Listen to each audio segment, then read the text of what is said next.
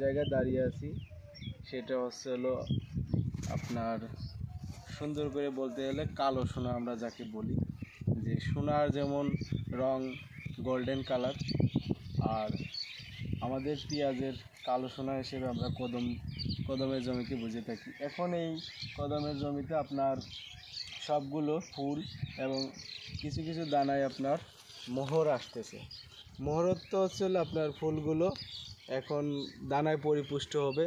তো এই মুহূর্তে এই কদমের যে সমস্যাগুলো দেখা যায় সেগুলো হচ্ছে আপনার কদমে আপনার পোকা লাগে, একটা হচ্ছে লেদা পোকা লাগে, আর কদমগুলো এই যে সময় শুকায় যায়। তো এই লেদা পোকাগুলো যদি আপনি দমন করতে যান তাহলে সব ধরনের ওষুধই ব্যবহার করা যাবে না, কারণ এই জায়গায় মৌমাছির আসার একটা বিষয় আছে। যদি আপনি সব ওষুধ দেন মৌমাছি আসবে না। তা আপনি কি করতে পারেন, একটা বায়ার কোম্পানির একটা ওষুধ আছে ভায়াগো, 16 লিটারে 8 মিলি হারে মিশিয়ে স্প্রে করতে পারেন। এটা কোনো মৌমাছির সাইড এফেক্ট হয় না। আর এই যে এই কদমগুলো যে শুকায় যাচ্ছে একটু, কদমগুলো শুকায় যাচ্ছে, এই শুকানো থেকে আপনার রক্ষা পাওয়ার জন্য আপনি যে ওষুধটা ব্যবহার করতে পারেন সেটা হচ্ছে ডাইথেন অথবা ইনফিনিটো প্রো, 1 লিটারে 3 গ্রাম হারে মিশিয়ে আপনি স্প্রে করতে পারেন।